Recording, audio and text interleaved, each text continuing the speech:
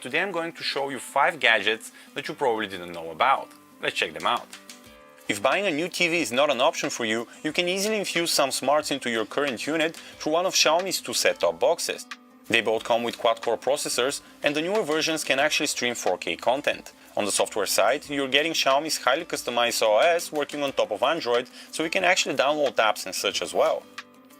Did you know that Xiaomi also makes water purifiers? Yes, water purifiers. The add-on uses reverse osmosis to treat water coming from the tap, so in essence, you actually get table water for free at your home. That is, after you pay for the purifier, of course. This tiny fellow here, equipped with night vision, is a neat Wi-Fi security camera capable of 720p recording and 4x zoom. As you can imagine, you can watch a live feed from your smartphone and keep current on what's going on in your house. A few months ago, Xiaomi announced a GoPro-like action camera complete with a whole bunch of accessories, including waterproof casings allowing you to go up to 40 meters underwater.